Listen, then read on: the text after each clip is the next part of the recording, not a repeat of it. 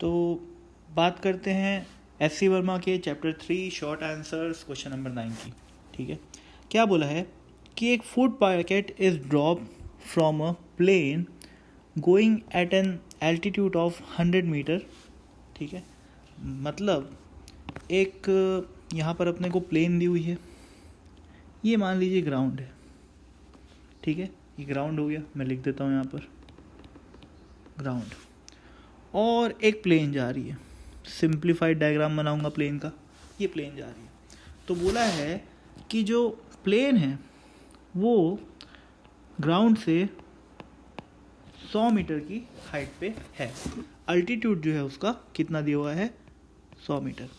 अब मान लेते हैं कि इस प्लेन की वेलोसिटी कुछ भी है, जैसे v मीटर पर सेकेंड।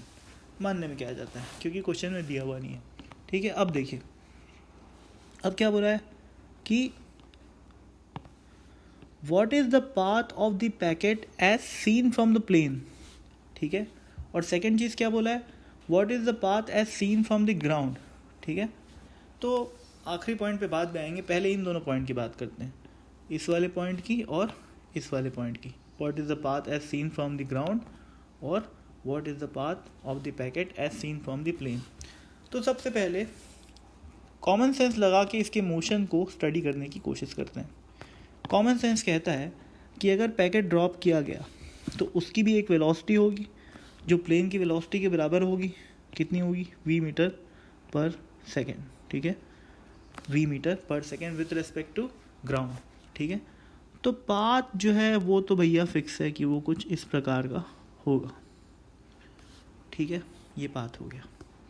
पर हमें पता है कि प्रोजेक्टाइल मोशन में उस पार्टिकल की जो एक्स डायरेक्शन में वेलोसिटी वो कभी चेंज नहीं होगी। ठीक है, पार्टिकल की इनिशियली एक्स डायरेक्शन में वेलोसिटी थी v मीटर पर सेकेंड, तो हमेशा v मीटर पर सेकेंड रहेगी। ठीक है, और प्लेन भी हॉरिजॉन्टली कहाँ जा रहा है, ऐसे जा रहा है प्लेन। ठीक है, उसकी स्पीड भी कांस्टेंट है, कितनी है, v मीटर पर सेकेंड। तो हर समय जब पार्टिकल एक्स डायरेक्शन में मान लीजिए कुछ d डिस्टेंस ट्रैवल किया है, तो उतने ही टाइम में प्लेन भी जो है वो कितना डिस्टेंस ट्रैवल करेगा, एग्जैक्टली उतना d। बात समझ में आ रही है।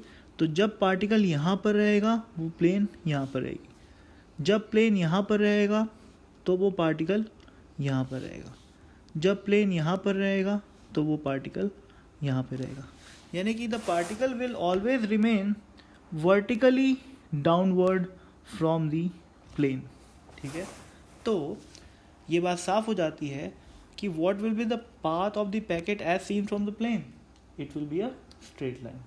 ठीक है, तो पहले पार्ट का तो आंसर आ गया, ये वाला चीज़।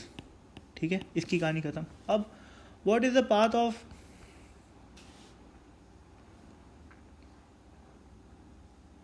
क्या बोला है कि what is the path as seen from the ground.